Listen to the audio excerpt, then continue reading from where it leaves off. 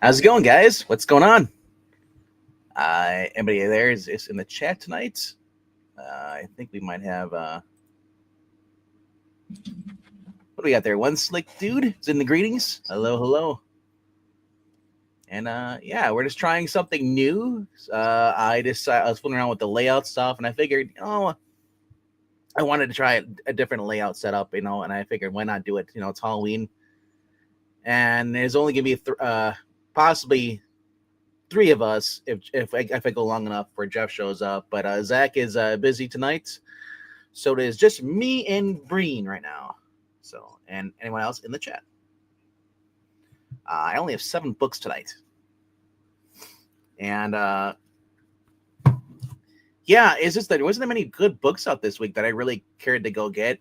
I know I passed up on the Archie, reprint. I'm sure those probably might be involved. I don't know if there's anything new into it. It's just a facsimile. So I kind of like some of the new stuff when they have that mixture in the older stuff too. But as far as Archie stuff, a lot of this stuff is online, it's on digital. So if I want to, I can just get it that way. But all right. So number 7 for tonight. It's a book that I flipped through, but I didn't get a chance to read it yet. But I was excited because Paul Dini is on this book. We have Paul Dini, but then I saw it's Mirka and Dalfo doing the art. So it was like, oh, it's like I'm not a big fan of her artwork. Then there's Michael Walsh, and then we have a story by Dan Abnett and a story by Rainbow Rowell. And the book I'm talking about tonight is Superman Red and Blue 2025 special. This is you can't see it here, but Chris Stanley cover. This was $6, I think, for 48 pages, somewhere around there. And yeah, so honestly, I was excited because I like Paul Dini's writing, and I also get a Dan Abnett story here. I believe we're starting off first with Paul Dini in this. So that's the Merkel and Dalfo kind of art you're getting here in the book here. Yeah. Yeah, it just seems too cutesy. And especially when you get like Supergirl shows up in this, and then Crypto, and I'm just like, it's not a fan of this artwork. Maybe if it had been someone better, or Jerry Ordway or one of the older artists, I probably would have liked it more. All right, and then we go into Superman Red and Blue, another story here too. I'm guessing this is the Michael Walsh. Yeah, Michael Walsh story. So, keeping with the Red and Blue theme. From when I glanced through this, it actually don't seem like there's anything like, political inserts or that stuff. It's just your average story. Nothing too exciting, nothing too, that make you mad. Superman just being Superman. And then we get into the Dan Abnett story with Caitlin Yarsky. I've never heard of this person, but this is her artwork. I can say one of the downsides to this book is the artwork. I'm just not a fan of it. Maybe some people are, but get a date here between Lois and Clark.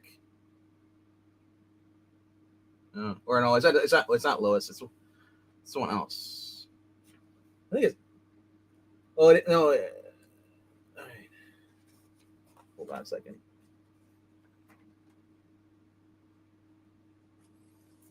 I'm not sure who he's talking, but he is going to reveal the secret identity to them. But then we go into the next story. I believe this is Rainbow Rowell story, which to me probably had the best art. But if he doesn't know Rainbow Rowell, she most recently her work was known on She-Hulk, which is very, very cutesy, very girly artwork or stories, romance.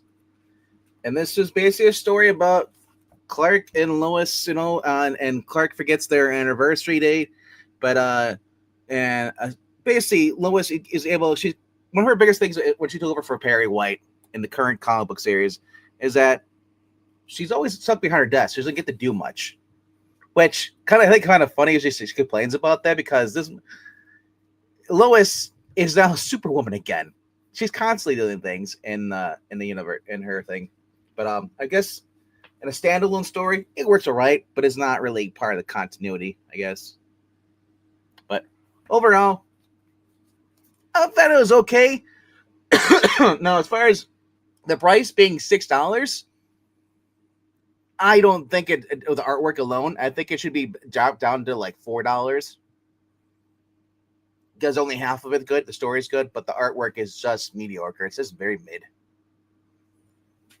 Especially compared to the older stuff we used to get back before 2011. Or even New 52. Some of the art was actually better. All right. Number 6 is The Phantom #2 by Ray Fox and Russell Olson and Taylor Esposito. Ooh, Taylor Esposito's on a lot of stuff. I noticed that. The more I read, the more I see his name. Basically, you have the bad guy who basically is now wants to take over the village, and the Phantom has to basically figure out a way a plan attack without putting anybody at harm's risk. So he basically what it does, he just goes around and he takes observations of the people, of the soldiers, of their habits, what they're gonna do, how they'd react if they did this, and he's getting ready to make his move through this. Meanwhile, his friend, who is the chieftain's son, is basically stalling by having a sit down, kind of like posting like a barter system, or not bartering, but negotiation with the main bad guy, and the main bad guy thinks that he's pretty much can control everything, and he says at the end, he says, you seem like a type of man who thinks like pretty much have everything in control and stuff, and you're used to that. You don't like it when you don't have your own way. And you think we're just a small tribe, a nobody tribe. We're a poison tribe. If we have to, we will fight to our last breath. And you don't want bloodshed. But on top of that, we have a guardian. And you get to see while he's talking, bad guys are getting taken out by the Phantom because they're looting the village, like typically what soldiers do when they go into villages, right? The bad guys. And overall, like I said, it's a nice addition to the Mad Cave stuff with Dick Tracy. Now we got a Phantom story going on here, and it's just been fun. Artwork has been fun too. Not too cartoony, but also not too over the top realistic. Kind of has a nice balance for me. And you get a preview for the next issue, number 3. You get to see his dog, because that's the one thing here. I didn't see his dog his whole entire issue. His dog in the first issue was like ready with him and getting ready to strike, but his dog wasn't there. So I don't know if he just told us to be like, sit, Ubu, just stay here, whatever. But yeah. And then we get like our process layouts in the back here too.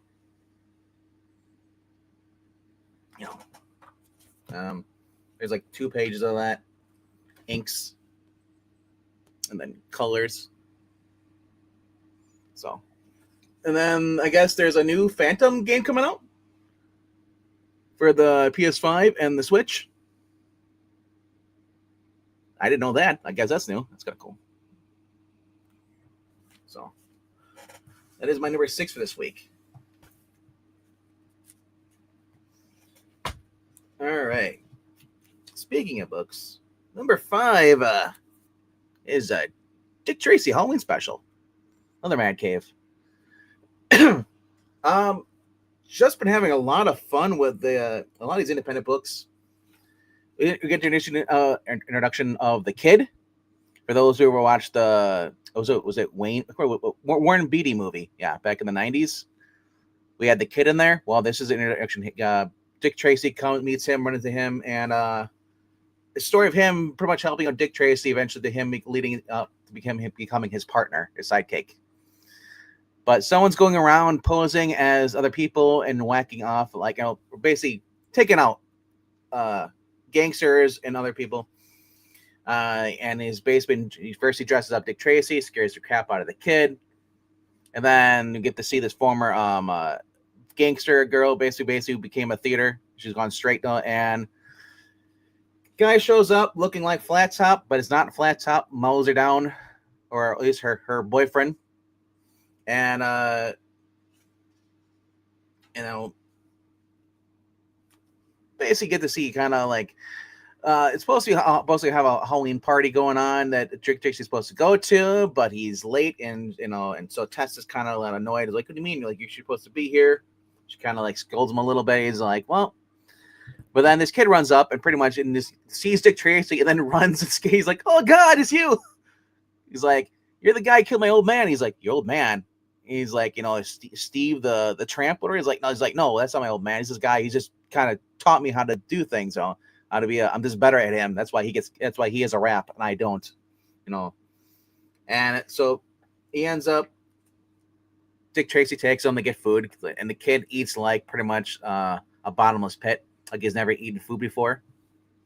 And then it tells him more about this. And of course, the guy's girlfriend who got whacked now ends up getting whacked in this one too by someone pretending to be Mumbles. Like I said, it is just a basic case of who done it. I'm not going to tell you who it is. I'm going to let you guys figure it out. You do get to see a backup story with basically the Witches gang has been going around and basically becoming a problem, but Tess Trueheart ends up basically stumbling upon them by accident because she got lost going to like a Halloween party, and her and another character end up basically being there at the same time with the same idea, and they foil the gang. So you get two stories, great art, and just overall just fun. So if you like that Dick Tracy stuff back in the day, or even in the 90s movies, or even if you've been reading the current Dick Tracy ongoing series, I recommend this a lot. Oh, and this is the back cover art they use, the interior.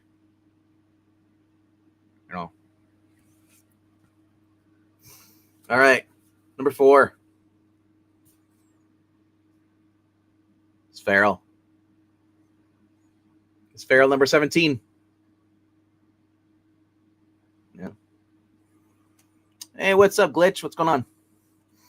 Yeah, so Feral number 17, issue 17, we left over where basically the pets have been hiding at this Pet City place with all the infected zombie, well, not really zombie, but basically rabies infected animals want to get in. So they're tired of where they are, and because basically the people that run it are, the cats in there are cannibals. And then they were going to punish one of the group's members. So in order to escape, they decided to turn the power back on, which opens up the automatic doors and lets the other animals in. There's a lot of infighting as far as what they should do, and it's just Disney chaos. I love it. You got the fat cat up there, the mother cat, and they're the ones that were previously in charge. And they're like, they've never been outside. They've been locked in there because and Pet City, this Pet Play store, like since they locked it up. So they've been left. They were left there. They've never seen. So they don't know about the infected. So he's like, I'll go down there. I'll talk to them. I'll straighten this out. And they're like, nope, we're gonna eat you. And he gets killed. Like I said, it's just been a fun book. Really reminds me of Walking Dead, but with like a cartoon, kind of like Disney cats. And just beautiful artwork. Trisha Forstner, and then you also have Tony Rodriguez. But yeah, a lot of cool characters, and like I said, it's all just kind of for nothing because after they decide to basically close the doors up, and and they take over. But the guy who's going to take over and be in charge ends up is just as bad as the ones he took out. He's like, yeah, he's like, because they're going to leave. He's like, you don't understand. They got a perfect setup here. The only difference is that I'm in charge now. And they're like, oh shit. So like they just went through all this to get rid of the bad cats that they were basically breeding and then eating their young. And she's like, I ain't gonna fucking be part of this. And they decide to the guy who's been like an ally to them for all these like past couple of issues, a stray cat they've been outdoors. He's like, no, we're gonna stay here. We're gonna. But I'm like, I hope they don't do the whole cannibal thing, because if he does that, then it's going up to the other cats to basically take him down. And then we get advertisements at the end of the book here for Local Man, if you haven't checked that out. Another great series. And then we have Stray Dogs, you know, as well. Some other trades. So I said, yeah, like I said, I'm looking forward to reading this. I never thought I'd be picking up like a cartoon, kind of like a zombie, kind of like a outbreak kind of like thing for cats and like a dog stuff. Somehow, like this guy is like their ally. There's a dog in there, and whenever he helps him, and he doesn't get infected though. So I don't know if he's got rabies shots, so he doesn't get affected by rabies. I don't know, but he's immune to it, and he just tears apart the animals with his teeth. All right. Number 3 this week, though, is going to be Batman the Long Halloween, the last Halloween, the final issue. With Jeff Loeb doing writing, the interior by Matteo. You can see there, Scalera. And then, you know, lettering done by, or ink, I can say, yeah, Davis Stewart and Starkings. But I ended up getting the Adam Hughes cover. You know, I we've talked about this before. Like, you know, when you're doing a tribute to a guy, a former late artist who died, you kind of shouldn't have other people's art as covers. So should only be his A cover, which they have. But this was the better cover. I love Tim Sale, but if I can get someone else's cover, I'm gonna get it. You know, interior splash page cover is really cool too. If this is the third volume, this is the finale of a 3 book story. So if you've not read the first 2 books, this is heavy spoilers on that. This we're learning basically in the end of the series, well, who the new holiday killer is going around killing people with the 22 slug. And it's called Come Down to Arkham, where all the inmates are basically taking over the Arkham Asylum. And you get a nice wide page, 2-page spread of all the villains. So, and it's Batman and Robin, pretty much, you know, basically going at it with and they only have Detective Lopez and James Gordon helping them out. And I love this because Batman and Robin are basically shooting smoke grenades, knockout gas at them. This is kind of cool. And so it just, I love it too because it's also self-narration by a Batman. So Batman's explaining, you know, how he first, you know, he didn't know what to deal with Robin. Robin is just too cocky, and he didn't know how to keep him safe. You know, he's always worried about him. So he finally decided to play to Robin's strengths and gave him the motorcycle. Now, I know Tim Drake had a motorcycle. I don't know if Dick Grayson ever did in the comic books in the beginning. Yes, he did. Did he? Cool. All right. All through the 60s and the backup stories and Detective Comics, that was how he got around. Oh, yeah, that's cool. I wasn't sure. It's kind of like, just kind of felt like it was just like thrown in there, but because my experience with Dick Grayson, or not Dick Grayson, but Robin riding a motorcycle is the 90s Tim Drake stories, which I've been reading. So, but literally, Batman's about the Joker realizes, he's like, you know, it's like, yeah, you know, everything about you is bulletproof, but I doubt your mouth is. He's gonna shoot him, and I love it. It's just like, and then here comes Dick Grayson. He's like, here, have a lift, and he knocks him over to the edge. He's like, I had him. He's like, you know, he's like, dude, you just one time say, and he's like, thank you, Robin. And he's like, holy shit, he actually said it. He actually thanked me once. He never does that. This shows that their whole entire dynamic, you know, their bond is getting stronger. They confront Calendar Man, and they don't know who it really is, because, you know, Calendar Man, the reason you're getting involved now is because you're jealous. Batman says it used to be all about you, and then this Holiday guy came around and stole your thunder. And he says, like, well, the Holiday isn't a man, isn't a person. It's an idea. It's, in fact, it's you know, he says, started as a partnership between two men who had nothing in common except they hate each other, Harvey Dent and Mario Falcone, as we realize. And one person knew them both. One person could bring them together. One person maybe even loved them both.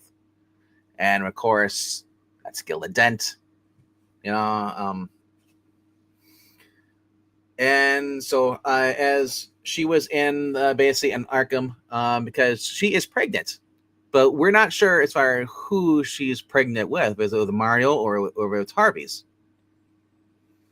And so Catwoman was there to basically get rid of her medical files. She was chipped off by Batman, and she comes across Gilda there.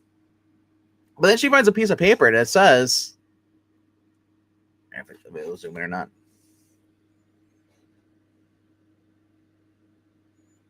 I won't. But the paper literally just says, like, that she is not. Says, patient Gilda Dent, are you pregnant? And there's two boxes. One says positive, one says negative, and the one that's negative says is checked. So she might have faked her pregnancy just to get into Harvey, the goat him, into basically coming after her, and then killing Mario. I love how Batman's got these cool gauntlets on. He basically put them on specially. They're like brass knuckle gauntlets. He's specifically wearing. And he's like, Robin's like, why are you wearing those? And he's like, well, because these people are all here from overseas. They're all gangsters from Italy. They don't know me. They don't fear me. I want to put the fear of God in them so they'll never come back to this country. So he basically breaks their bones with these new gauntlets. So then they're interrupted after Harvey is basically caught by Batman, or just about to be. Gilda's basically being held hostage by a guy wearing a clown mask. Harvey recognizes him because that's the guy who shot him earlier in the series. Turns out that it's actually it's Mario Falcone, who Harvey then just basically just shoots him, kills him. Because even though he's Two-Face, but he's like, dude, you're fucking my wife, so you deserve to die. And plus he shot him before, so Harvey's not going to take chances. Batman knocks him out. He's like, dude, hey, Batman, stop. I surrender. It's over. Now, if you confess, whatever you need, just let Gilda go. I killed Mario Falcone. You're the one that says you can't charge Gilda if she acted in self-defense. Yeah, and she says everything I did was to be with Harvey. We're two of a kind. That includes manipulating and seducing Mario Falcone just to basically mess with him. And of course, it ends with Batman and Robin kind of like hanging out with Jim at first, discussing what's going to go on, and Catwoman was there. She leaves. We get to see Gilda and Harvey in separate prison cells, but kind of like still the Two-Face, because they are two peas of one pod.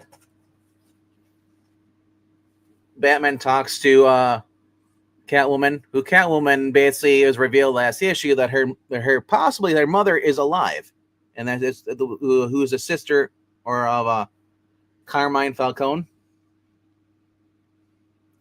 And so basically, now she said, I got business in Rome. I'm going to leave Rome. He's like, well, go ahead, and basically said, like, I'll be here, but and she says, like, take care of yourself. The city needs you. Robin has a face-to-face meeting with Gordon. He calls him the Rob. He's like, no, I'm just called Robin. He's like, well, I thought you guys were kind of silver. People call me the Batman. He's like, after time goes by, you're gonna realize that I'm nothing like Batman. Meaning, he's more joyful. He's only like 10 years old, I think, at this point. But at the end, Batman says, I believe in Robin. I believe in James Gordon, who's now Detective Gordon, or not detective, but commissioner. And I believe in Gotham City, and then kind of leaves the last shot here. where it's snowing, and that's how it ends. So, and in the back, you get some more variant covers, and then you get some more stuff in the back here. Definitely gonna be picking out the trade when it comes out. Hope they do an oversized hardcover. Here's the pages here, black and white sketches, if you want to check them out in the back of the book, along with some conversations. Yeah, and basic conversation is with John Turturro's trans son. One of the I don't understand why they have to have involved with this book, but I refuse to call a dude Ariana is not his name. But anyway, if you want more information about that. Then we have Rockefellers. This is my number 2 Halloween edition. The sister catches up in this story here. So Raina now is hunting him down. I love this cover though. It is just fantastic. If you have been checking out Ghost Machine, keeping up with them, this every single character is dressed like another character from this whole series. We got Rook, we got Geiger, we got Mr. X-Rays, we got the Red Coat, and we got the Scout. In the back, we got Hornsby and Halo. It's just a fun little thing. That's a dog. So basically, they're getting ready to leave because they realize they have to get out of there because the sister is going to find them soon. But the kids want to go trick or treating, so they give them an hour. Beautiful artwork here. This is Francis Manipal with Peter J. Tomasi doing the writing. And then we have, so here they are. So they didn't have costumes. The mother comes up with new costumes. They're like, we're the pumpkin people eater. The kids are going as. And they go around with the grandfather, and their mom. They go trick-or-treating, come back. Meanwhile, the dad is at home, working, getting ready to go because they're getting ready to time jump again if they have to. The daughter and his sister is now she figured out where they are in October 31st, 2025.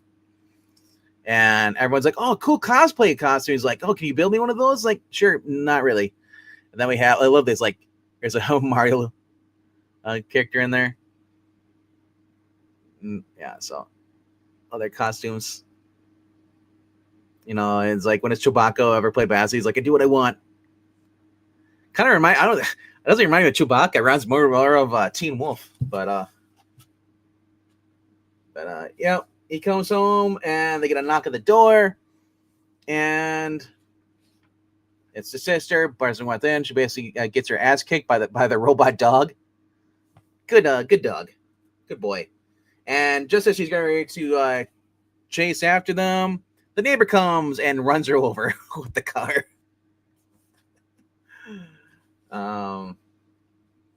Yeah, and then we have so then as they're getting ready to leave again, she gets hit by their van now, their bus, as they're leaving. And the neighbor goes run her over with his car again. We're trying to protect him. And she ends up using her sword to basically just cut the car in half. He's like, are you done? He's like, yeah, I'm done. And she has your technology, is able to basically create herself a motorcycle to chase after them. Everyone's like, oh, it's so cool. It's like, wow, yeah. They're like, yeah, the whole Smith family's going out this year. Like, they have no clue what's going on. They just think it's all like, special effects stuff. So she chases after him, and he contacts his brother Richie. Finally gets a hold of him. He's like, what's going on? Well, he's like, we can't time jump because somebody's basically jamming our signal. They realize it's Raina's husband who's probably doing it. So he's best I can do is give you a cloak. And he's like, problem is that Raina can still see you, but no one else can. He's like, oh, that's kind of useless. So the dad comes out and ends up throwing a duffel bag at the motorcycle, and he's like, Dad, don't, because that's his daughter too. And she wipes out, and so they are able to not time jump, but they jump to another part in the year 2025. Just not like they can't go further or backwards because they're locally jammed. So they end up going in, and they end up in the desert here, and basically crashing at the end of this issue. You know, really, I love the smoke. Everything. This is the bus. It just kind of like crashed their little Volkswagen van, and then the preview for next issue with Raina's shadow and her sword, and they're stuck in the car. So the sister is the grandfather's. That's also his daughter. So basically, she's the aunt trying to kill her brother, or at least not to kill her brother, but she wants to take her brother back to the future because she wants him to finish, working for them. And he basically didn't want to work for his sister and his brother-in-law because they wanted to be immortal. And he's like, no one needs to be immortal. I'm not going to do this. At first, he was like, because he's a scientist, I wonder if I can do it. But then he realized no one should have that power. So they end up fleeing with his family and going back into the 2025 to hide from them. And because they're murderous people. And yeah. Yeah, so she's the sister to the Rockefellers, the lead one, the dad, and the granddaughter, the grandfather's daughter, like the grandpa's daughter. So, but anyway, though, yeah, this is these are all the books that came out this week or this month. If you can not check them out. Hyde Street, you had Rook, Redcoat, Halo Hornsby, Rockefellers, and Sisterhood. So, like I said, this has been a really fun book. At first, I was like, I don't really know if I want to check it up because this seems like it might just be a Fantastic Four, but not as cool. But it's actually been really good, and it's the better version of Pedro Pascal, the one we don't get in real life. But my number one book of this week is the Batman and Robin Year 1, issue number 12. And I believe this is the final issue of this maxi series. I don't think there's another one after this. I think this actually is the end. Yeah, this is the end. Final issue. So spoilers if you have not been reading this. What more can I say? Is so at the end of the last issue, basically Batman was yeeted out the window by Two-Face, who was posing as the general. Batman didn't know, so he got knocked out of there, and he ended up firing his grappling hook, only to have his arm shoulder get dislocated, and he hurt himself. And so they're gonna flee as far as Clayface and Two-Face are gonna leave. Because Two-Face is like, even though the Bat exposed us, we have all the passwords, all the security, as far as the keys to the city, in this little microdisc. We've all the money, stocks, and securities are, so basically he's fine. We're gonna leave. So and basically Robin, who came to Batman's rescue, is now basically scolding Bruce. It's like, dude, if you should have told me, I would have been here sooner and stuff. Can't just by yourself. And Bruce is like, well, you're supposed to be at the neighbors, or at the new foster home because thanks to Clayface posing as certain individuals, Batman was accused, or Bruce Wayne was accused of embezzlement and stuff like that, and they took custody away of Dick Grayson and threw him into a foster home. And so Robin's going to help him out here. And meanwhile, they realize that basically that Two-Face, the chemical that the general was working on, they turn other people into Two-Face, but it's flawed and ends up killing him because it has a time limit after they exert themselves. So basically, they're tracked by Alfred. Alfred says, they don't know where they are. So Alfred says, hey, they're at the city's water reservoir, basically implying that they're going to dump the chemical and turn everybody into Clayface monsters and eventually have them just die, But of course, because they can't do it because at first they actually have to flip a coin because that's Harvey. Harvey says always got to flip a coin. Make sure and Clayface is like, really, stop. We're here. We're doing it.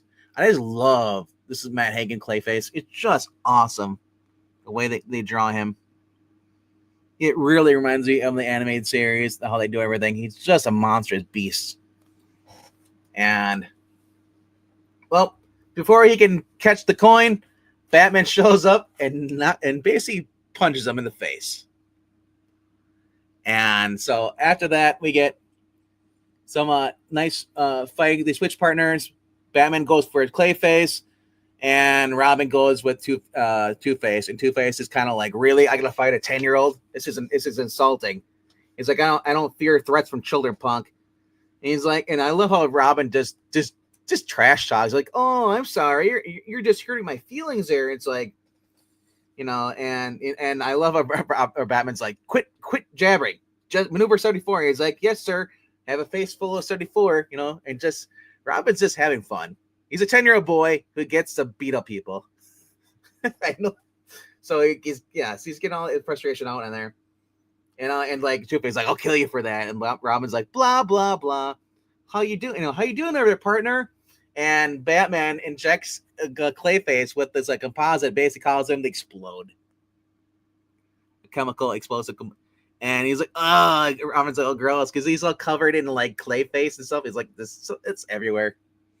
And of course, the disc falls and breaks.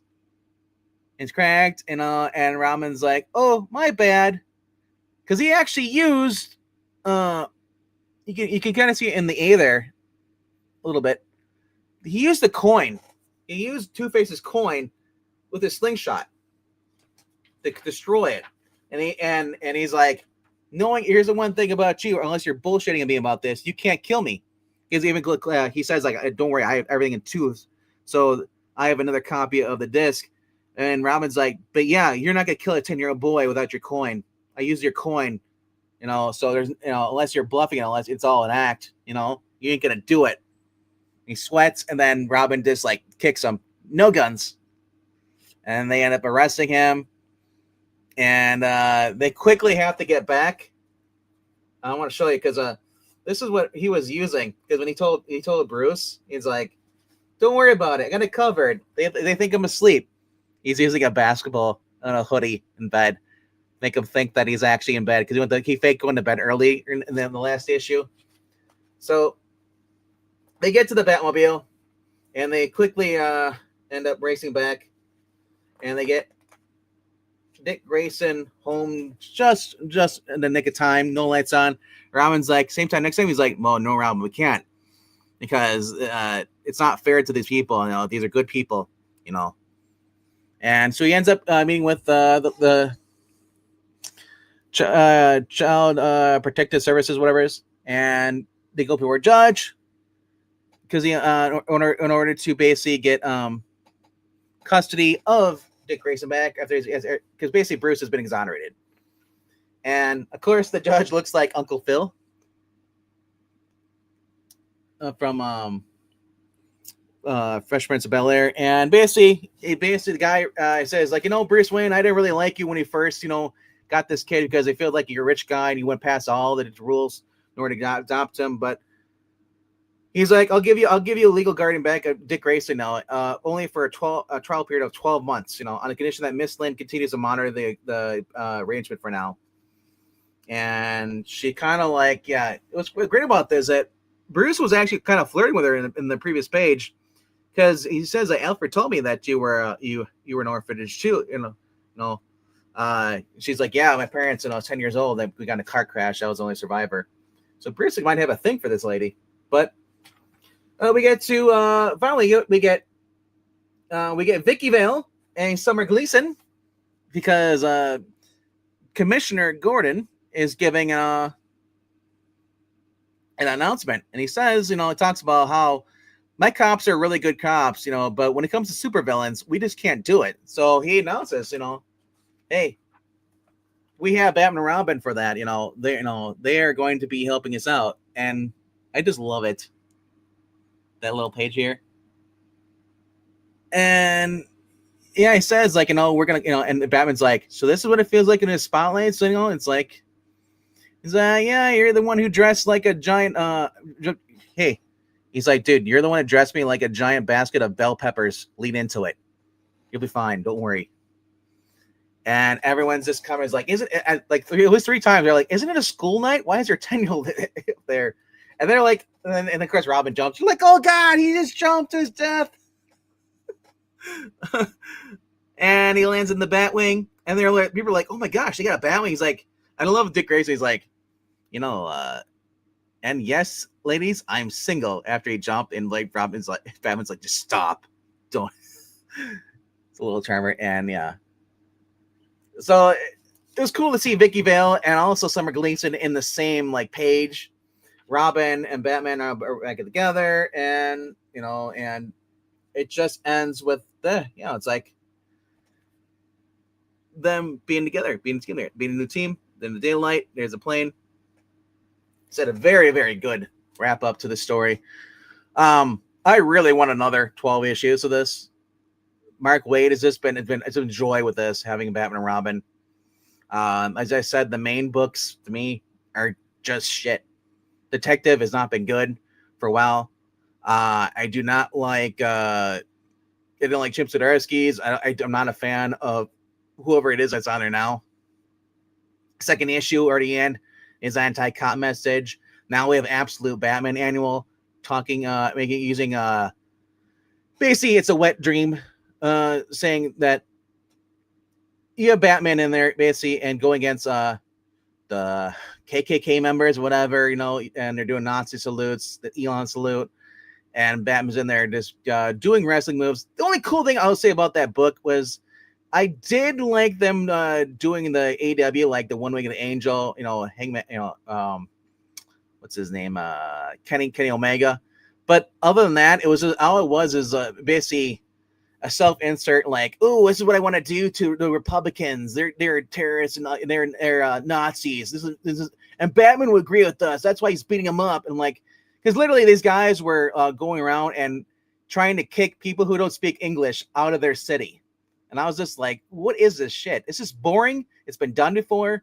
And it just feels very politically biased, especially after Danny Warren Johnson had to put out his drawing he commissioned of Batman choking out, or at least he says choking out, but it looks more like he's snapping the neck of an ICE agent, which is something Batman would never do. So I just didn't care for that. And I'm so glad I put the book back on the shelf. I should have put it in the garbage because that's where it belongs. But this is the better book in my opinion. So if you haven't checked out the series, check them out. And then I have one more thing to show, kind of. So, and that is something really cool and really heavy. Triangular on this, volume 2. It's a thick book and heavy. So, got a lot more reading to do. But what's up, Breen? I noticed you just unmuted. What issues does that cover? Oh, right now it's covering the whole entire table. It collects 64 through 77 of Superman, Adventures of Superman 487 through 499, Justice League America 69 through 70, Action Comics 674 through 686, Superman Man of Steel number 9 through 21, Superman The Legacy of Superman number 1, Supergirl Team Luthor special number 1, and News Time The Life and Death of Superman number 1, and includes a new introduction by editor Mike Carlin. This was 150, and that's like 1 year of Superman. That's how much good Superman content we were getting 30 years ago. I know. Like I said, I'm still going through the first volume. So, yeah. It's a thick ass book. Heavy too. So, yeah. Well, it was really cool. And I was at the wake. It wasn't really a funeral, but I had to go for my comic book shop owner who passed away about a month ago. And they finally had a wake there, and everybody showed up there. Everybody is like his sister. He has like survived by 4 sisters and some nephews and stuff, and his mom.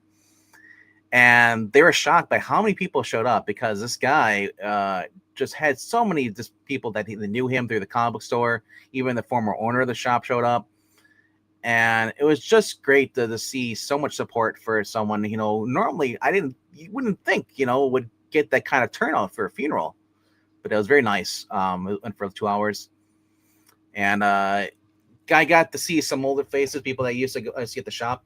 I haven't really been there anymore. You got people driving down from from Port Washington, which is like about a 2-hour drive, almost.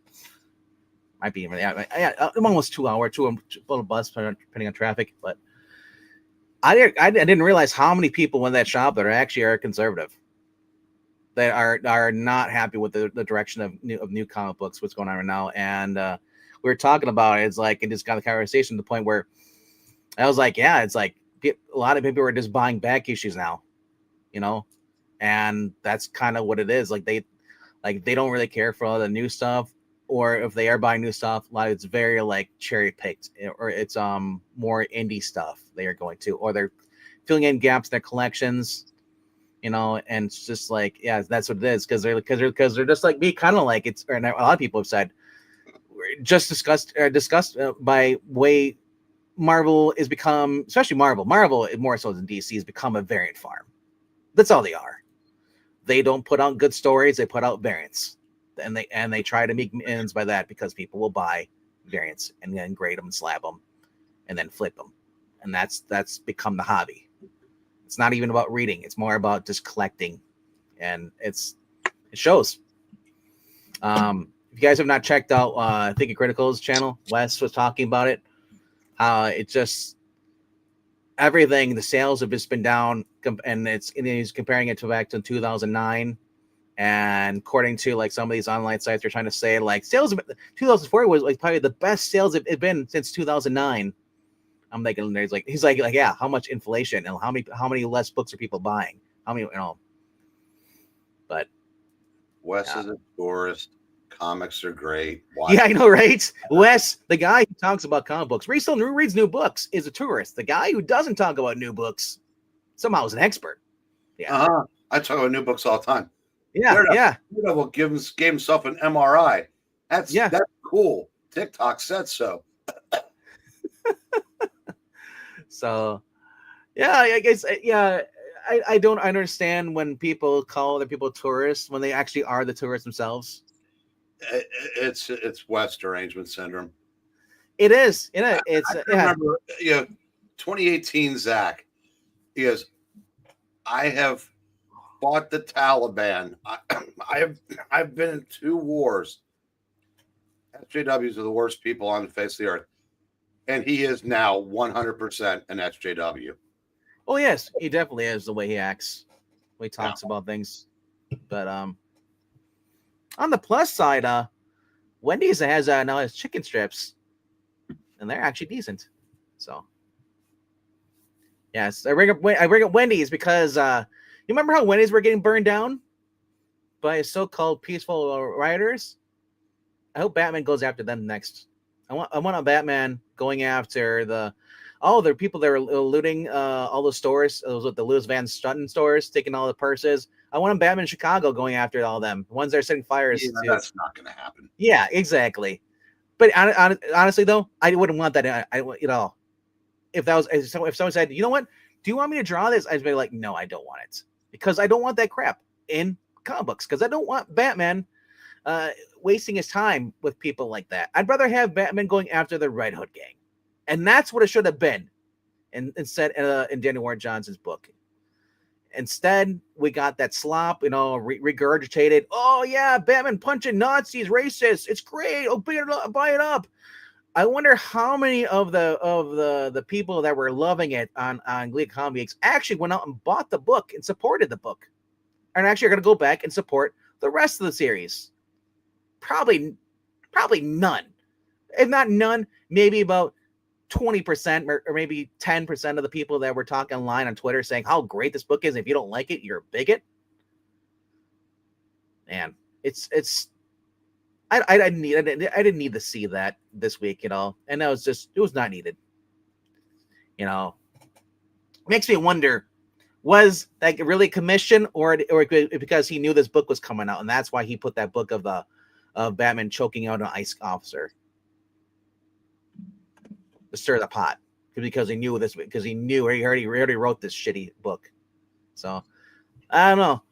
That's my tinfoil conspiracy, but what is going to One Slick Dude and hello to Maranya? Anybody else? Looks we have 8 people are watching right now. I know I'm one of them on my phone, but like not many people are talking. Hello, Cheeseburger and Chicken Comics. And hello to Henry.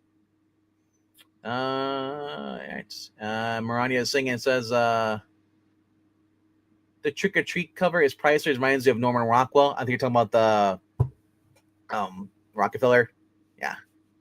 But yeah, tonight I decided to do something different. I threw a layup up, an overlay. So I figured why not? You know, I really don't fool around with that because I know people are like, oh, but it looks professional if you do this. It's like I normally don't do this stuff because it's just a pain in the butt. Because I'd rather just sit here and talk to you guys and show up comic books or read comic books than try to fancy it up, you know, every night and change the theme and stuff. Wow, what are you so angry for, Henry? You like another sake. Hey there, Henry. Yeah, Brandy just noticed you. See? What we got here? DNC and RDS West Ranger system and RIPA Ranger system. I was talking to Aaron Sparrow the other day, and I said, like, the way everything's turned out with Richard, it shouldn't be that shocking because of who he kept company with.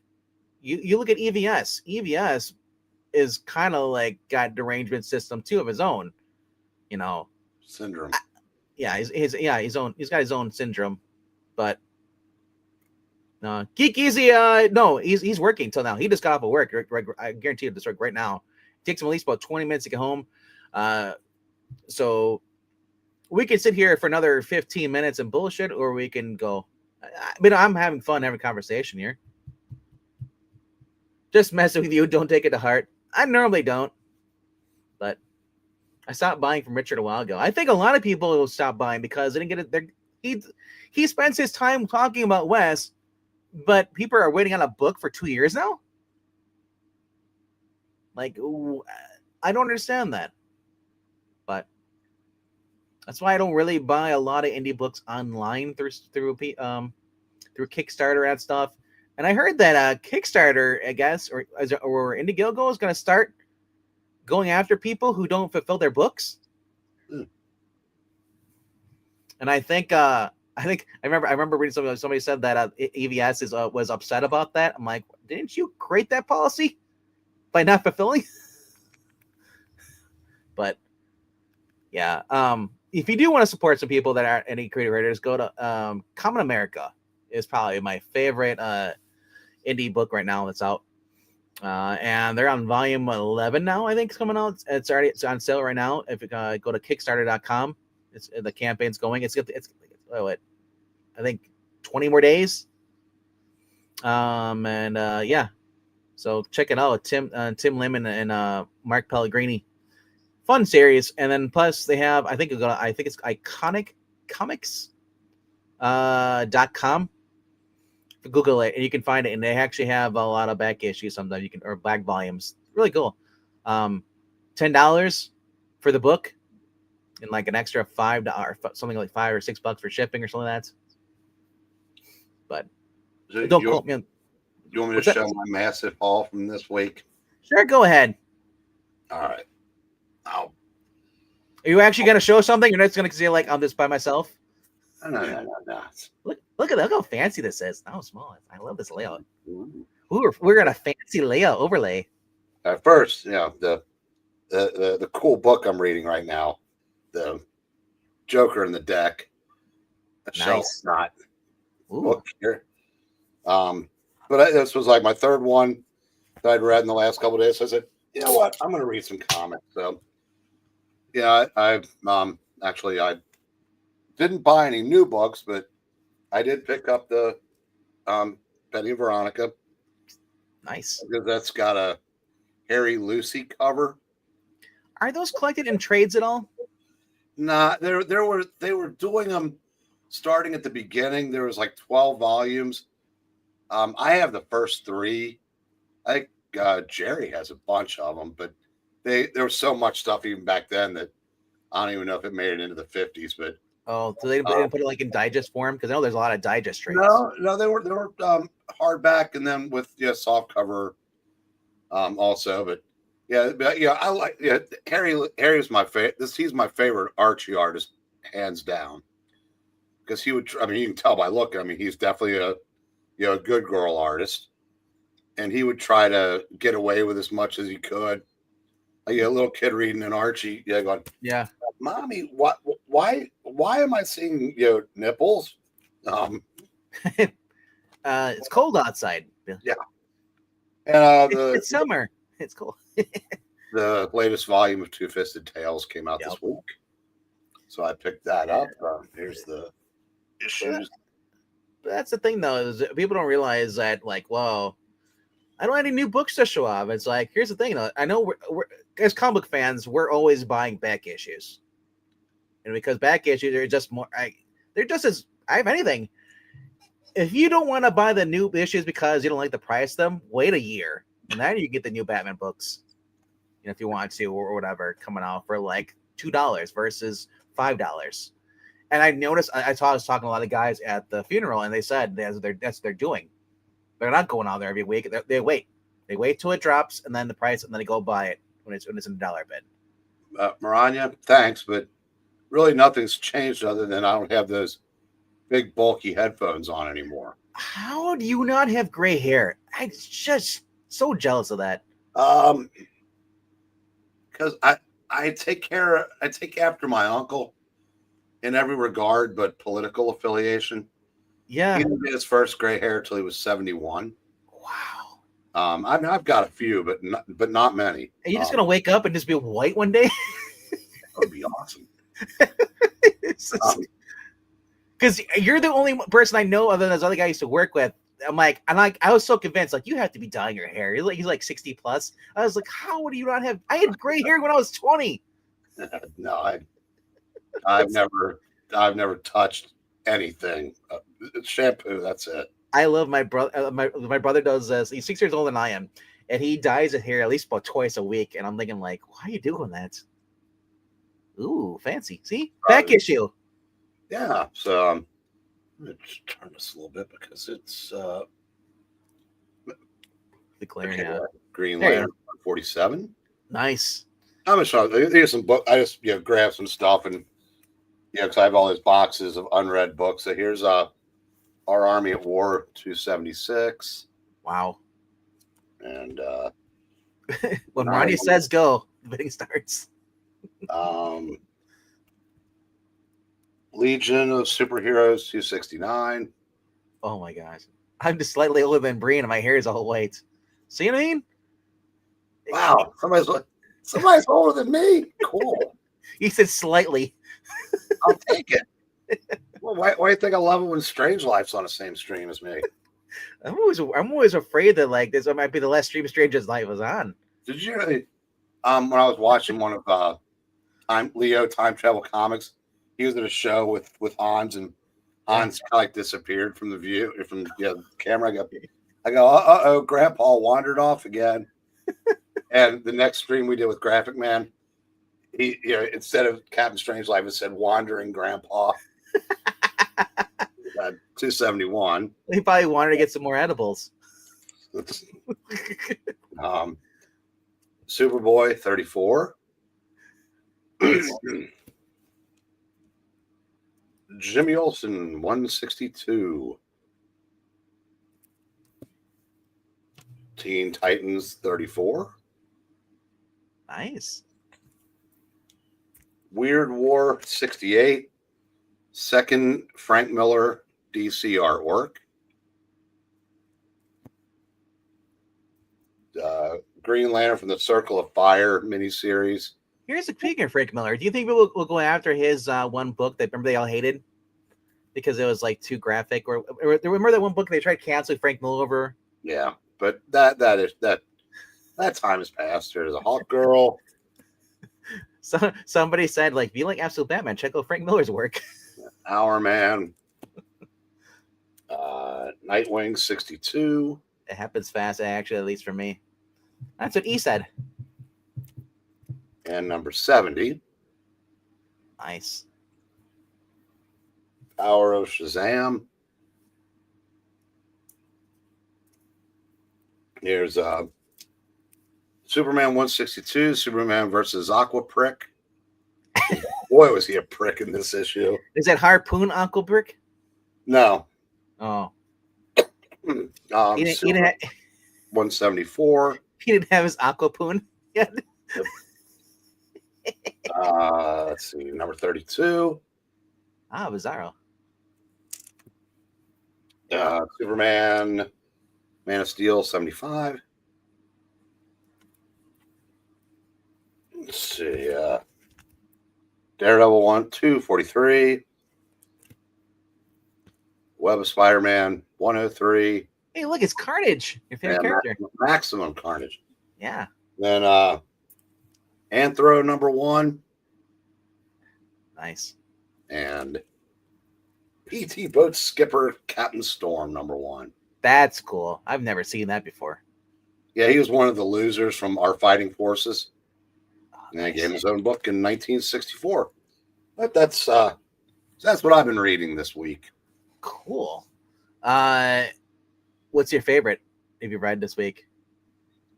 Nothing in particular. Nothing really stood out to you? If I had to pick the Superman books, because they were starting to fray in the early 2000s, but Yep. they hadn't completely deep burned it yet. Yeah, So, I'm so far I'm going through the first triangle eras. You're safe easily through both of the ones you have. Yeah, I'm in 91. You're 91. That's why I was like, I'm just enjoying it tremendously. If I could give up comic books, all new books, or this, and just read them. Yeah, I understand, why Ken feels what he does about newer books. I mean, he likes the Silver Age and the Bronze Age, when things were nice and safe for kids and whatnot. He truly believes that comics are a kid's hobby. Yeah. And as much as I enjoy those Superman stories, it needed to evolve. And those first 10 years post-crisis, there's really not a bad book in the bunch. And every character became so much more interesting in the Superman's orbit. I was reading on Saturday. I was reading the Time Displaced Superman story, where he got the guy came into his Linear Man, I think his name was going to go after Booster Gold, but he ended up blasting Superman, and Superman ended up traveling to the past back in World War II. Then he runs into Kronos in the Jurassic era and stuff. And those are just so much fun. Henry, the Two-Fisted Tales was the EC War comic, and Dark Horse publishes the reprints. There are 6 issues each, $20, best value in comics today, and the stories still hold up, 70 plus years later. I recommend. There's nothing I recommend higher than EC reprints. Right? They were so. I mean, they're probably one of the main reasons why the code was formed. But the people that did that kind of missed the point, because there was so much more to EC than the two horror. I mean, they're horror titles and they're crime titles. Could get violent. Obviously, that severed head cover was, I mean, there's no sugarcoating that. But the stories were so much better than anybody else's back then, and there were some good, good crime and good horror comics. But EC was just, I mean, they were truly, if they were the Yankees, the rest of the horror comics were the Tigers. And by that reference, usually the Tigers were towards the bottom of the American League, and the Yankees won the pennant every year. Speaking of baseball, how about those Blue Jays? I know. That's awesome. It's funny. In 2018, when the Dodgers won that 18-inning game, they lost the next 3, and Red Sox won the World Series. This year they've lost the next two, so it's crazy. Yep. Like I said, we're on game 7 now. Oh, I had one slick. You said so. How many of the EC originals? I mean, I have the severed head cover, but I've actually been forced to try to sell it. But I mean, I've never had more than 2 or 3 of them. I mean, how many ECs do you have? Because there's no cheap ones there anymore. Yep. Oh, yeah, this is here for. I know Hans has a decent amount of them. Ooh, wow. 30 or 40? Wow.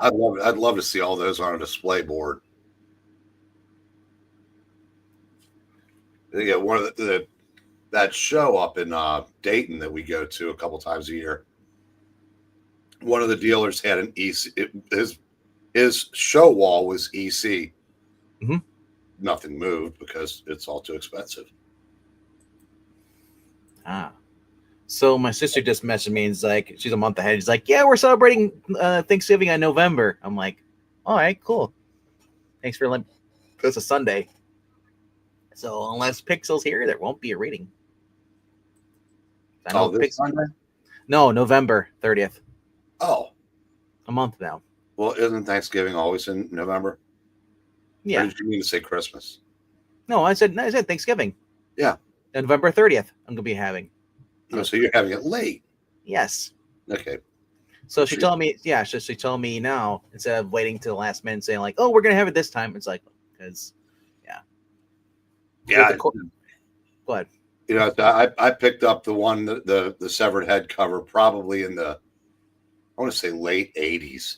Because I got it for $50. That'll tell you how long ago it was. That's cool.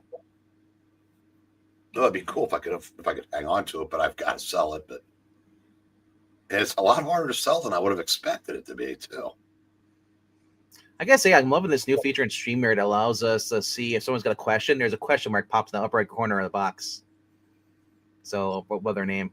So, look on the panel. So, I was like, that's kind of cool. It lets you know that, hey, there's a question here. Otherwise, it's just like a sea of this things. So, you guys can see that. I'm sure you can see it on the screen here, too, maybe. Or actually, no, you can't. No, you can. You can. You guys can watch. You guys watching home. Like once like this to there, if you look at in the chat box there, upper right corner, is a question mark. One sec. I'm trying to get between 2,000 and 3,000 for it. Yep. Hey, Jackson, how's it going? In the condition it's in, it's big books between like 3,500 and 4,000. Jackson, I know you've been getting books. What books have you gotten lately, Jackson? I know you're getting through my comic shop. We got to have like a nice order coming in soon. I only have a few as well as Weird Science and Weird Science Fantasy. This is Henry. Also excellent. A lot of Wally Wood in there. Yeah. Oh, what's like? Oh yeah, dude, you got all those books back in the early 2000s before they get this gauge the jack the price. Probably closer to a 4 than a 4.5. What's Bryn selling? A kidney? Time Suspense 22. Yeah, I was gonna say not just one. He's got 2. They everything must go. He's selling a secret to having no gray hairs. That's what he's selling. 3 easy payments of $9.99 right now. Call the number on the below screen. Yeah. Well, it's like it's plenty of white in the beard. Mine's going gray even back here too. It's still got the color, but it hasn't gone white yet. But it's going there soon. And there's Geekeasy. What's up there, buddy?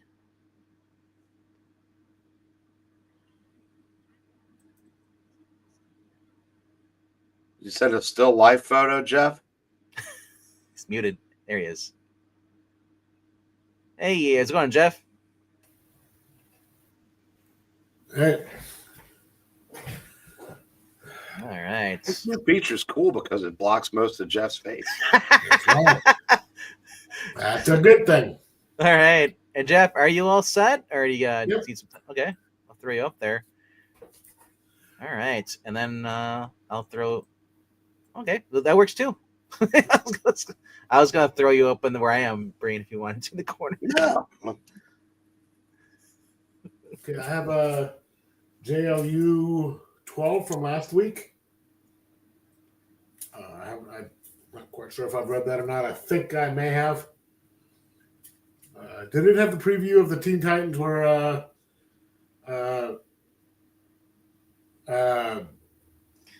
Last week was basically that Mr. Terrific and reading a bunch of the time displaced heroes. Yes. Okay, so I have read that one. Yeah.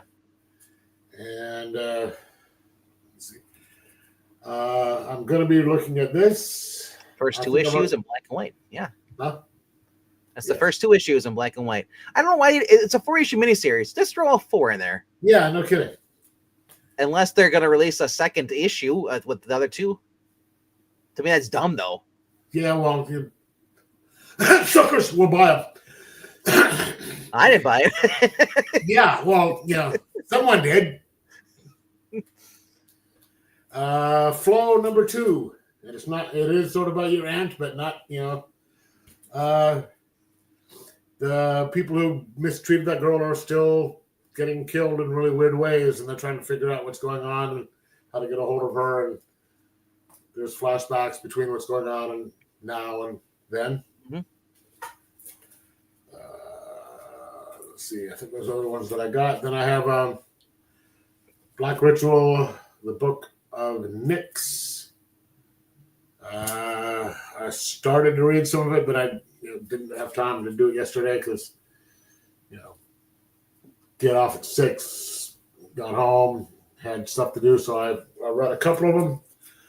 But it's better to get off before you do things, clear the system out, and then go work.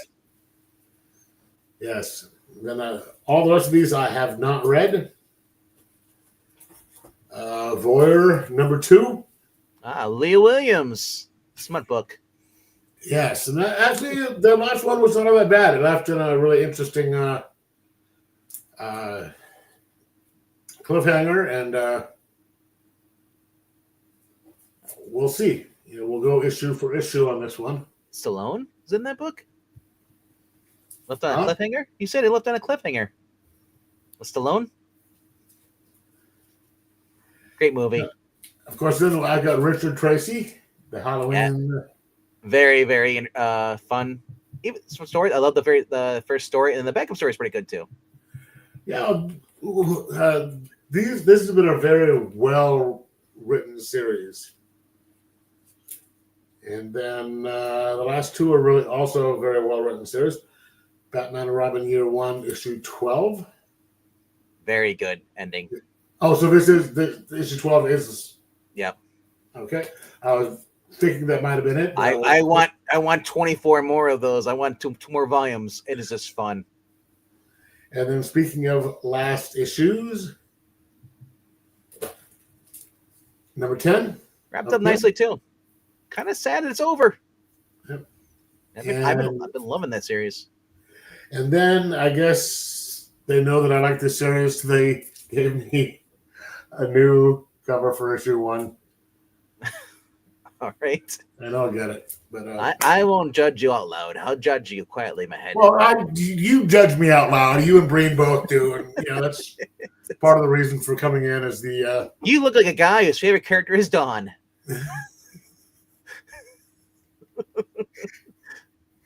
Oh, what was the... there's a really good insult that I just can't remember what it was. Can I ask a question real quick? Sure. Who's Don? You don't remember Dawn? Oh, Dawn. Not the Don Callis family. Don. D-O-W-N. Oh, my bad. And I'm not talking about Dove. I'm talking about Don. D-A-W-N. Like Joseph Michael Linzer. It's a character. But hey, I don't blame you, man. Cindy Crawford in that one Japanese commercial with the sword and stuff, just for the energy drink, what it was that she had. I was like, why don't we have more Red Sonja movies out? Oh, because they put Bridget Nielsen in there and it bombed. Isn't there supposed to be another one being worked on right now? There it was when it came out, and I did not watch it. It was only in select theaters. It's already been out? Yeah, it's already out. Came out about a month or two ago. Really? Yeah, select theaters. It was filmed like 2 years ago. Yeah, I gotta say, at the time, Brigitte Nielsen was the most logical choice to play her. Sure. Because female action heroes weren't big yet. No. Not here anyway.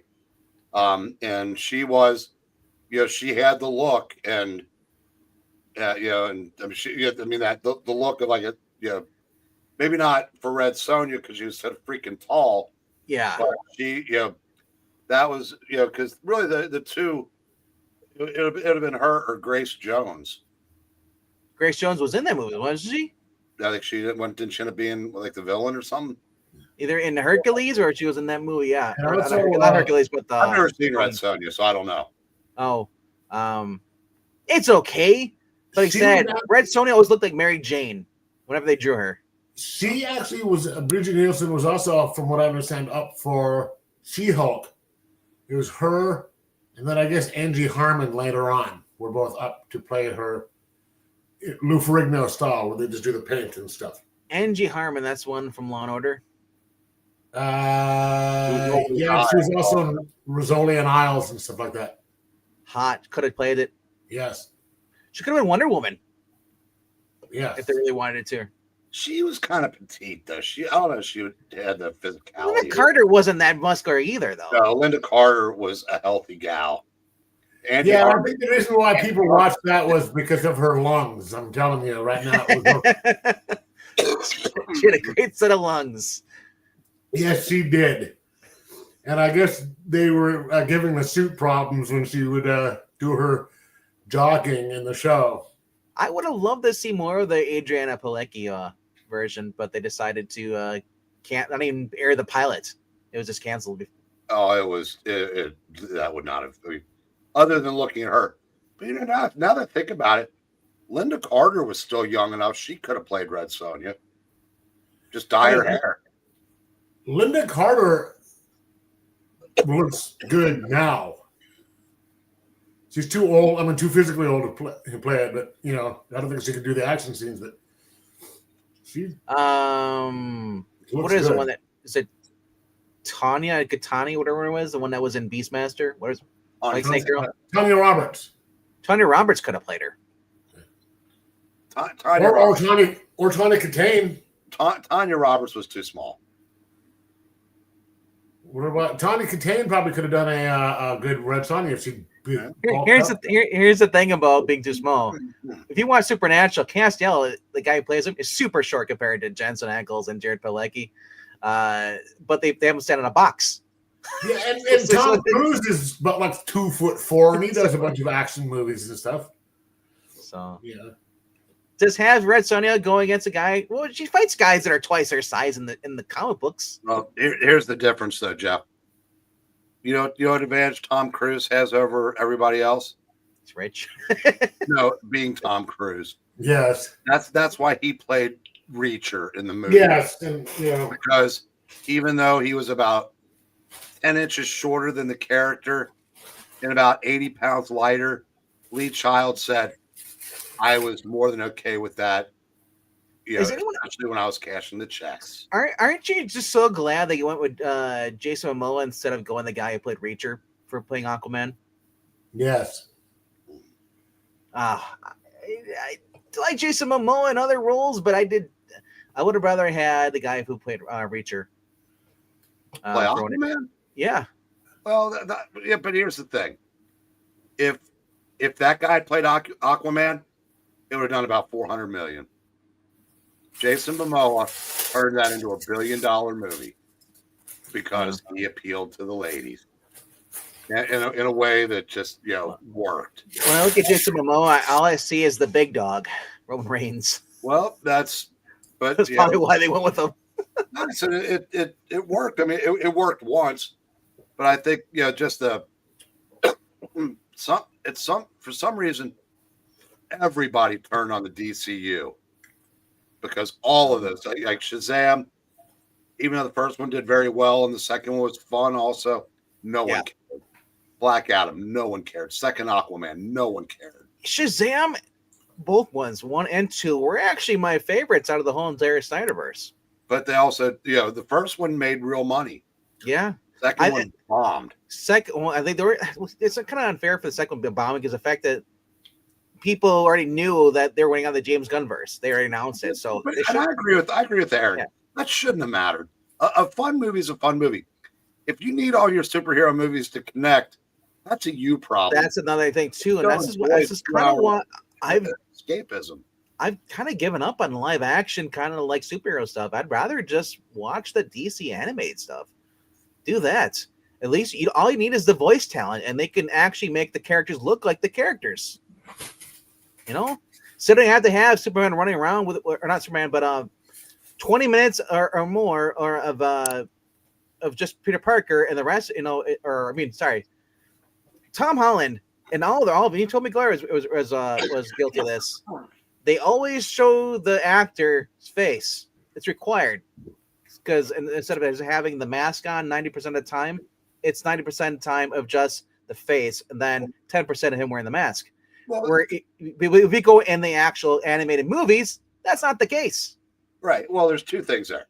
One, the actor contracts, telling the role.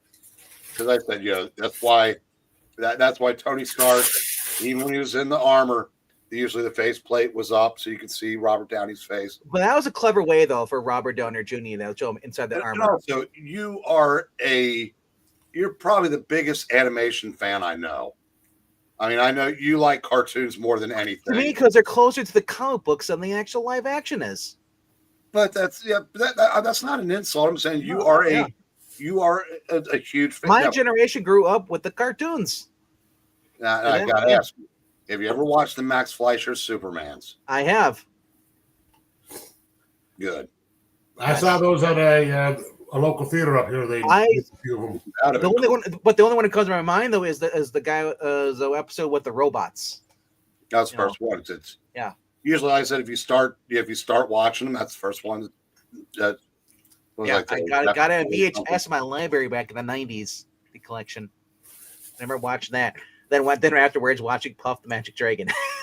No, my problem with some of the some of the original, like even the Keaton Batman. Every one of those movies, he revealed his identity to somebody. Vicky Vale, he did Catwoman, the second one. That's not something that they did. It kind of annoyed me. Best, like I said, I actually liked Val Kilmer in the costume. I thought he actually looked really good. Now people like Michael Keaton, but I think Val Kilmer actually looked more like Batman than Keaton did under the mask. Yeah, I don't know if this is true or not, but I read someplace that Bill Kane said that Val Kilmer was his favorite Batman. He had the best nose shot.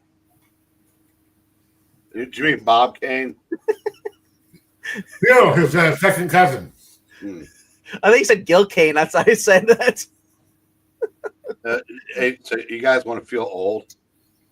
Oh, I'll never feel old. You might after this. What do you want? Fonzie is 80. Oh yeah, I said that yesterday. They had a birthday. I said to you guys yesterday that they're having they had a birthday party down in Milwaukee around the Golden Fawn statue. 80 years old. Yep, I know. The show took place in the 60s, wasn't it? 50s. 50s. Actually, he's 80. It was shot in the 70s, but it took place in the 50s and in the 60s. They were on about 1967, I think, when it ended. Yeah. So and his brother is still missing. Yep. Just like in the ranch, Rooster's is still missing. Jeff, I think in 1972, on All My Children, Phil Brent went upstairs to get his skis, and he still hasn't come down. Wow, his room must be about as messy as mine. He must have. What did older brother Cunningham go up to his room for? They just stopped using him. They just wrote him out. Yeah, I know, but I guess they said that he went upstairs to his room or something like that. Well, no, they just suddenly he just wasn't there, and they pretended like he never had been, but Michael said, at least on the soap. Yeah, I said, goes upstairs, never came down. Miranda too bulky for what? No, but Just in general? in the actual 90s animated series, it had a healthy balance of him as Peter Parker and as Spider-Man. It just feels like they don't want to show hardly of any Spider-Man is more like Peter Parker in a lot of these movies. And that's because they have by contract, they have to show the actor's face for probably a percentage of time. But I don't know. Like I said, I don't want to watch a story about Bruce Wayne. I want to watch a story about Batman. So, and that's how I think that's kind of like, that's why I like the Robert Pattinson Batman movie, because it was majority of it was Batman, a little bit of Bruce Wayne, where the Dark Knight Returns and or not the Returns, but Dark Knight Rises and the whole Christian Bale universe was just Christian Bale. It was hardly Batman, more Bale. But some people like that, and that's I'm just not one of those people that likes it. So, but I remember I said watching Justice League Unlimited and all that stuff. I had much more fun with those cartoons than I do with any of the current movies that are out right now. And that's good because maybe I just got fake teeth because a lot of the movies are just kind of mid. They're not that great, you know. I thought Richie went into the army. Richie did. Now Jackson Chuck, just like I said, just disappeared. I think they probably realized when they were going to expand Henry Winkler's role, and he just didn't fit. Yeah. He was kind of there. All he did was chew gum and dribble a basketball. And of course, the best spinoff of Happy Days, bar none, was Joni Loves Chachi. I mean, come on. I thought you were going to say Blansky's Beauties. I can't say that I know that one. It was a spinoff of Laverne and Shirley, but it didn't. That might have lasted 4 weeks. Jeez. The best spinoff was Mark and Mindy. That was yeah, actually that was yes. I thought I knew it was a spinoff. I thought it was a spinoff of I thought it was Laverne and Shirley that it was a spinoff of. No, Mork and Fonzie had the battle of the thumb versus the finger. Yeah. But they made it to where it might have just been a dream. Yep. And then they decided, hey, we have something here. So they moved it up to the present and spun off and gave Mindy. Right. And the Jeffersons was a spinoff of Archie Bunker. Yeah. Archie Bunker. They all in the family did a lot of spinoffs. Was Mama's Family a spinoff or something? Mama's Family came out of a Carol Burnett show. That was okay, that's where it came from. Okay, because I was like, I had to come from somewhere before that. It seemed like it was like that. What we got going here in the chat here? Carol Burnett show is probably one of the funniest things ever put on TV. Henry says that I liked Iron Man 1, 2, and 3, not so much. He said the Tom Holland Spider-Man costume is the best, my favorite, better than the Maguire and Garfield costumes. He said Spidey costume continued. For me, is the only key was they made Spidey's eyes change size, which I think is a key where other Spidey costumes could not do. Which I do like, that the motorized thing, and I've seen cosplayers actually design their own. So when he glances, so I love that, the white expression and the kind of glare. That's the only thing that I don't like about some of the live action suits. Like take the Batman ones, they always have. You can see his eyes. And I need the lens. I need the white lenses. That's what I like. Which he does get, and I think in the Pattinson one actually has they dropped out for infrared. I think that's in the Pattinson movie. Maybe I'm thinking the cartoon. I'm not sure. It's been a while. But I'm looking forward to the next Matt Reeves Batman movie. I'm not sure if Clayface is supposed to be getting his own movie or if he's going to be in this. Clayface is getting his own movie. It's going to be R-rated from what I hear. I don't know. It's like I like Clayface versus Batman, not Clayface just turning into Clay. Or it's like an episode of Batman animated series, and they're turning it into just that episode into a movie. I guess if you're going with Matt Hagen right? Well, Clay Haig, this is going to be part of the gun universe. And the things I've been seeing is that might not be going on much longer. If the sale goes through, I've heard that stuff is being nixed. Or at least having him in charge of it is. Because I heard that the Superman movie tanked and the Peacekeeper series was tanked even worse. And so the new owners are going to be like, yeah, you're done.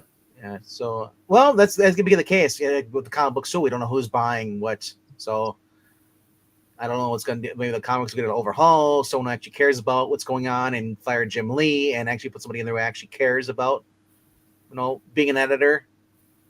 But Jackson, this is his books this week.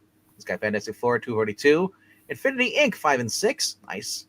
Jughead 237, Life with Archie 154, Marvel Age. We got Marvel Double Feature 8, Marvel Premiere 41, and Marvel Tales 57. Continued into Star Slayer, the director's cut, number 8, Superman 284, Turok, Dinosaur Hunter Yearbook 1.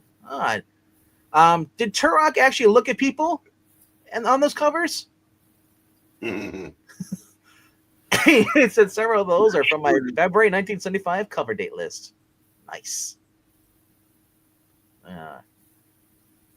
That's a Jackson, is that your first month of collecting?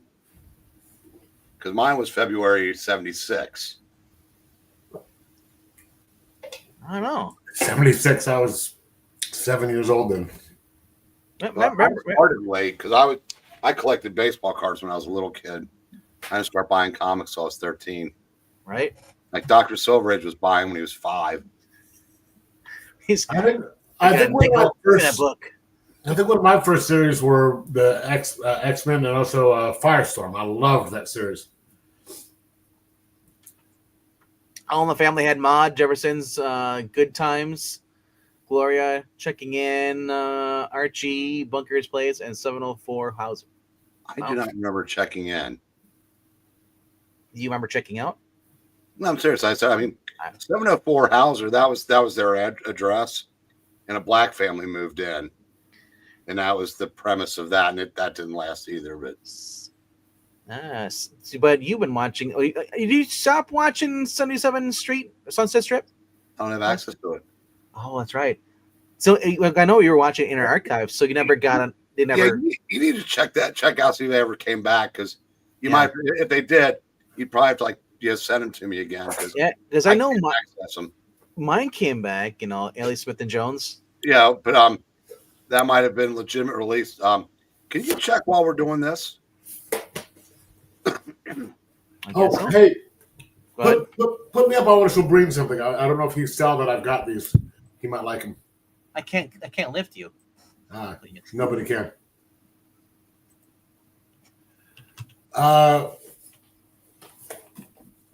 Did you see that I got that, Bryn? Is that DVD set? Yes. Cool. And something that I've never seen before.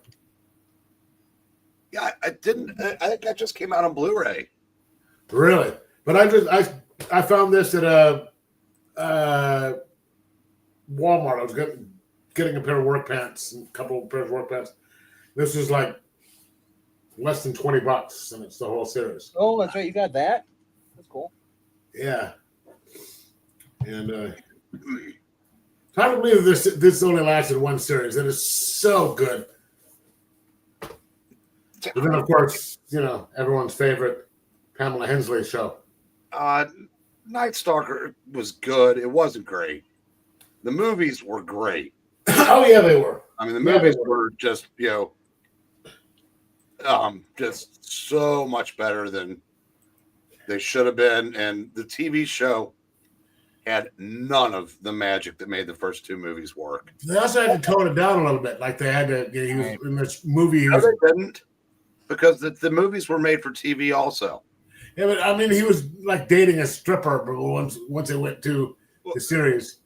Well, no, she worked at a casino, but she wasn't a stripper. But in the series, he never touched alcohol, never dated. Just it was. Like I said, it could have been so cool, but it wasn't, and it just. I mean, it was truly just Monster of the Week. Yeah, Darren McGavin was not a fan of it. He liked making the movies, did not care for the series. But I think one of the complaints I heard, and I don't know if it was him or somebody else, was the editor not actually starting to believe some of the stuff, because he was the same way every. Yeah, exactly. Yeah, he never every. And I said Updike was a caricature, and Miss Emily was worthless. So it just, like I said, the first movie is an absolute 10 out of 10. All right. Night Strangler is like a 9.8. Series is about a 6. No, which one was the first one was the vampire one, right? Yeah. Second was the guy played Oscar Goldman on $6 Million Man.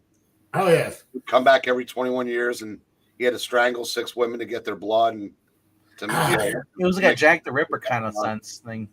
Okay, so that was the first one on.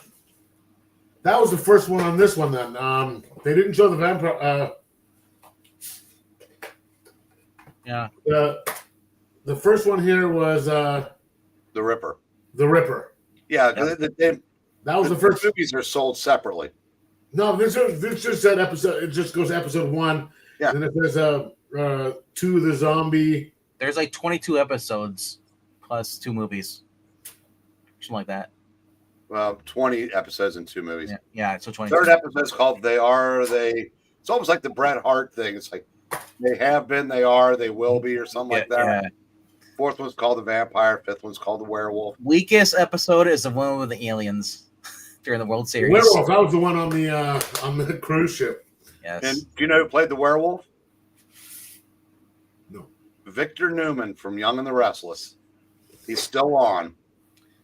Eric Estrada as the guy they're gonna sacrifice. Was that funny? Breen, I did send you all since that's. Are they back up? Yep, 34 episodes. Okay, well there was like 5 seasons on, but 34 of them are up. Yep, 34 of them up. Okay, how about when we finish this off, you'll have to remind me how to do that, because I've forgotten. I literally just type in Google. I type in like the name of the thing, and at the end of it, I just type in like the title of the show, and then Internet Archive, and I Google it. Yeah, you know, tell me how I can get it from Okay, how about Bourbon Street Beat? Bourbon Street. All right, Bourbon Street Beat Internet. They're still up on mine, not working, but. So I'll probably have to take them off and put them back on, right? Yeah, if they're not working yet. Daily Notion has this episode. Lotion. Did you say lotion or notion? Daily Motion. The long forgotten rival to YouTube that nobody uses. And that's why there's a lot of episodes up on there, because a lot of people just don't care about the copyright. This I only have that second bad email. Yeah. Fortunately, that one I can't find that one, and so it's. How about actually, no, what's this? Is this it? Hold on, I might have found the link. Might have been the same links I used last time, because it's popping up. So your old links might still. No, that's not. That's never. I send you some Sunstrip. Yeah, certain ones they didn't up. Probably for legal reasons they didn't put back up. But yeah, I did get another actual thing in. When I forgot to show, since we're talking about movies. Oh, I've seen that before. I wanted to. See, I've got a lot of the collections. Like I've got all the Invisible Man movies. But that looks really good. I've got a collection of Dracula ones where it's got like the 31 Dracula that was done with what's his name and the Spanish one that was shot at the same time. Yeah, got those on there and all that. But that looks like it's good.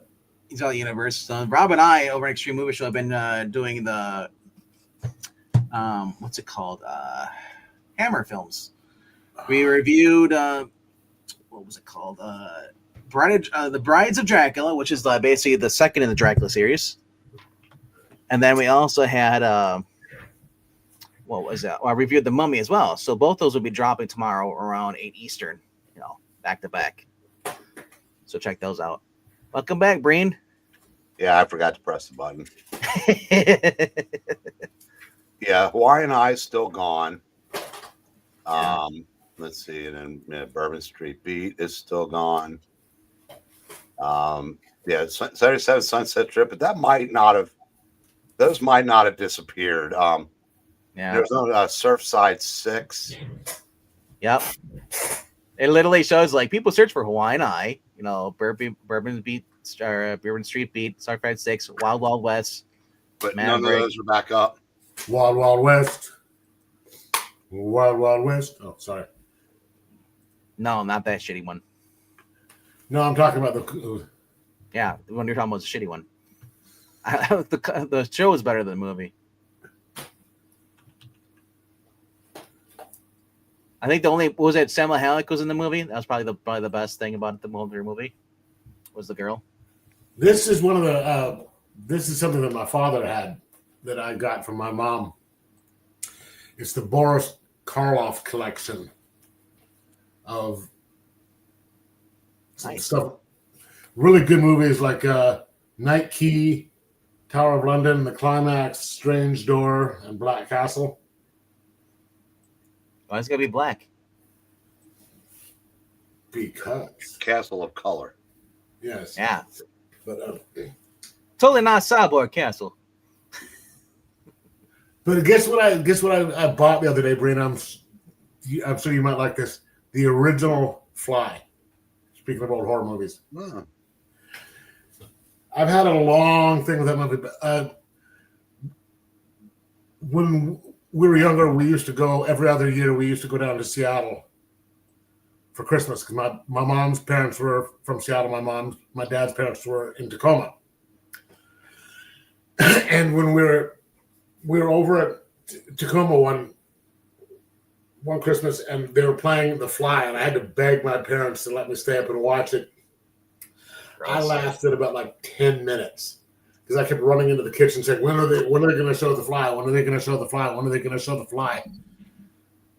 And someone rightfully got annoyed and sent me to bed. Yeah. Because they didn't want to keep dealing with me doing that. So the basement of my grandparents' house was where I slept. And I was like younger than 10 at this point. They kept you in a cellar? Oh. No, yeah. But there's a kind of a living room there, and then also a wall that was where the and the iron bars and the shackle. No, there's a wall. the laundry room and stuff like that were over there, and I stayed there. And a little kid's imagination is at the time. I'm starting to fall asleep, and I'm imagining a guy on the other side of the wall, regular human, fly's head, fly arm, on the other side of the wall waiting for me to go to sleep. And I mean, for years after that, every time I went down there to sleep, even though I knew better, I'm getting the creeps. This fucker sitting there waiting for me to go to sleep on there. And he probably was waiting for you to go to sleep. Yeah. And to do whatever he was going to do to me, But then, yeah, he was eating his sub. Jared. Finally, I haven't seen it. It's been how many years now?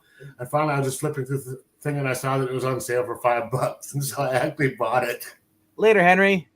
Take care. Because it's like, I need to see this movie, especially I watched it, and I don't ever need to watch again. It was gross. It was disgusting. And the 19th. Then there's all these other movies called Son of the Fly, the original ones. Yeah, they did that on House of Svengoolie. How is the first one gross? The second, have you seen? Oh, I'm talking about the Jeff Goldblum one. No, I'm talking the 1938 one. I never watched those. I'm talking about the Jeff Goldblum one. I didn't like that. And I saw that with my dad. I saw that one with my dad. And Hey, Geek, it's a fly. Here he is. I got a question though, because now it's what time for you? You're what, 4 hours behind? It's me. It's almost 10. It's 1853. It's 6:53 by you. Yes. Wow, you're like 175 years behind. Yeah, I know you said 1873, 1853. But yeah, I noticed when you jumped on, the shades are drawn, but yeah, it started to get dark. Yeah, you're in winter now. Yeah, and just imagine in a couple of weeks it's going to be an hour earlier. Yup, I am looking forward to that here. And in the wintertime, the sun comes up 9, 10 o'clock and goes down at about 4. Wow, sunlight from 9 to 4.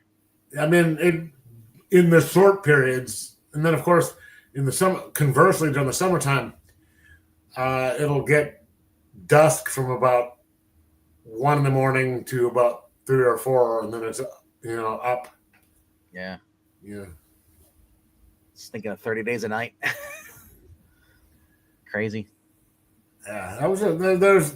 I like that movie. There's a couple of things that just annoyed the hell out of me about that movie, but it wasn't that bad. We have no sheriffs up here. We have no counties. We have,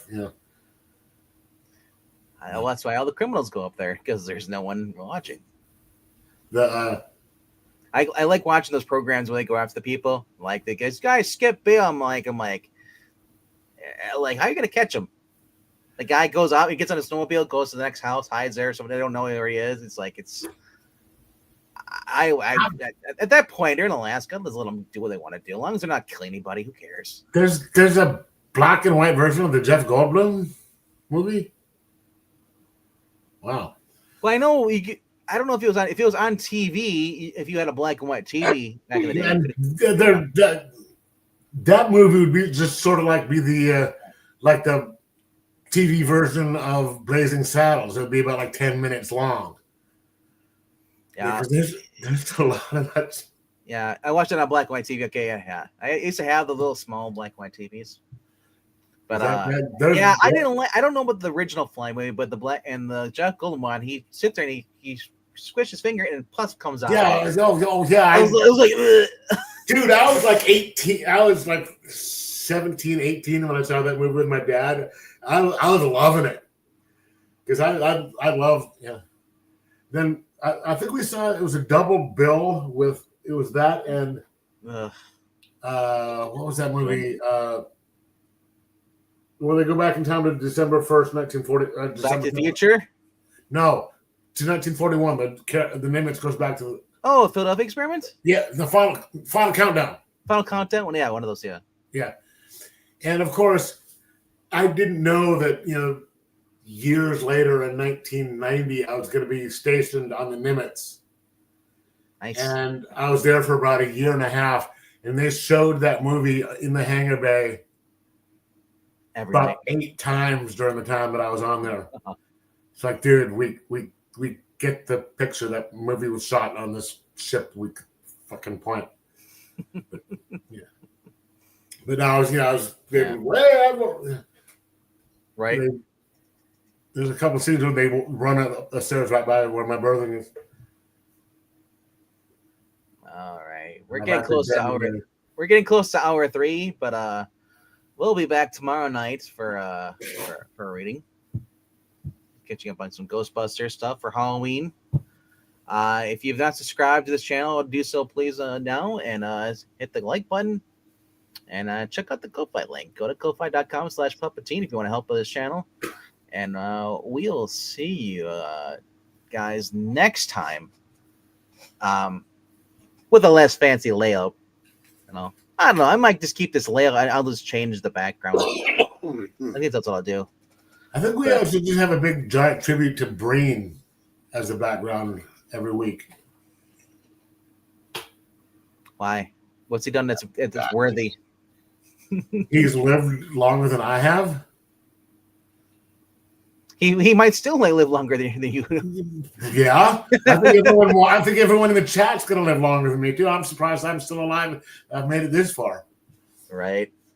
But shout out to the people that are here that showed up. One Slick Dude, good night to you, Marania, Henry, Jackson, Roy, Kirk. We also had Cheeseburger and Comics. I saw was in here earlier too. Do I think that might be it? I don't. I apologize if you popped in here and I didn't see your name. But Glitch also was watching us on Twitch. That's right. We're on YouTube and Twitch. Multi-streaming, but YouTube is where we are, right down there. That's our for both.